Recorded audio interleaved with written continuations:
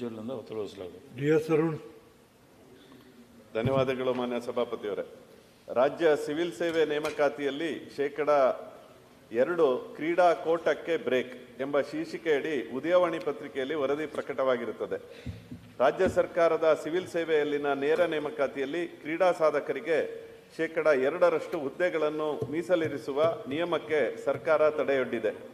Civil ಸೇವೆಯಲ್ಲಿನ ನೇರ ನೇಮಕಾತಿಯಲ್ಲಿ ಸಾಮಾನ್ಯ ವರ್ಗ, ಪರಿಶಿಷ್ಟ ಜಾತಿ, ಪರಿಶಿಷ್ಟ ಪಂಗಡ ಮತ್ತು ಇತರೆ ಹಿಂದುಳಿದ ವರ್ಗಗಳ ಪ್ರತಿಯೊಂದು ಪ್ರವರ್ಗದಿಂದಲೂ ಎಲ್ಲ ಇಲಾಖೆಗಳ ಮಂಜೂರಾದ ವೃಂದಬಲದಲ್ಲಿ ಶೇಕಡ 2ರಷ್ಟು ಹುದ್ದೆಗಳನ್ನು ಕ್ರೀಡಾ ಸಾಧಕರಿಗೆ ಮೀಸಲಿರಿಸಿ ಸೆಪ್ಟೆಂಬರ್ 9ರಂದು ರಾಜ್ಯ ಸರ್ಕಾರ ಅಧಿಸೂಚನೆ ಹೊರಡಿಸಿರುವುದು ತಿಳಿದು ಬಂದಿರುತ್ತದೆ.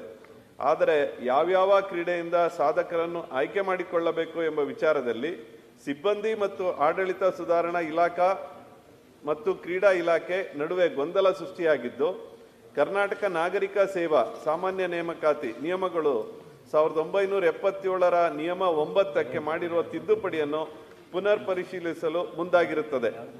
ಕಾಮನ್ವೆಲ್ತ್, ಏಷ್ಯನ್ ಗೇಮ್ಸ್, ಒಲಿಂಪಿಕ್ಸ್ ಸೇರಿದಂತೆ ರಾಷ್ಟ್ರೀಯ ಹಾಗೂ ಅಂತಾರಾಷ್ಟ್ರೀಯ ಮಟ್ಟದಲ್ಲಿ ನಡೆಯುವ ಕ್ರೀಡಾಕೂಟಗಳ ಯಾವ್ಯಾವ ಕ್ರೀಡೆಯಲ್ಲಿ ಎಷ್ಟೆಷ್ಟು ಅಂಕ ಗಳಿಸುತ್ತಾರೆ ಎಂಬುದನ್ನು ಯಾವ ರೀತಿ ಅಂದಾಜಿಸಬೇಕು ಎಂಬುದನ್ನು ನಿರ್ಧರಿಸಬೇಕಿದ್ದು, ಅಲ್ಲಿಯವರೆಗೆ ನೇಮಿಸಲಾದ ಸಮಿತಿಯ ಶಿಫಾರಸು ಅನುಸರಿಸಿ ಮೀಸಲಾತಿಯ ವರ್ಗೀಕರಣ ನಿರ್ಣಯಿಸುವವರೆಗೆ ಸರ್ಕಾರ ನೇರ ನೇಮಕಾತಿಯಲ್ಲಿ ಕ್ರೀಡಾ ಸಾಧಕರಿಗೆ ನೀಡಬೇಕಿದ್ದ ಶೇಕಡ 2ರ ಮೀಸಲಾತಿಯನ್ನು ತಡೆ ಹಿಡಿದಿರುವುದಾಗಿ ತಿಳಿಸಿದ್ದು, ವಿಳಂಬಕ್ಕೆ ಅವಕಾಶವಿಲ್ಲದಂತೆ ನಿರ್ದಿಷ್ಟ ಕಾಲಮಿತಿಯೊಳಗೆ ಈ ಪ್ರಕ್ರಿಯೆಯನ್ನು ಕೈಗೊಳ್ಳಬೇಕೆಂದು ಸರ್ಕಾರವನ್ನು ಒತ್ತಾಯಿಸುತ್ತೇನೆ.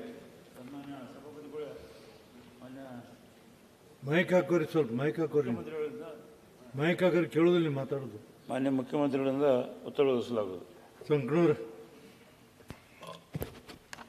ಸಭಾಪತಿಗಳೇ, ರಾಜ್ಯದ ವಿಶ್ವವಿದ್ಯಾಲಯಗಳು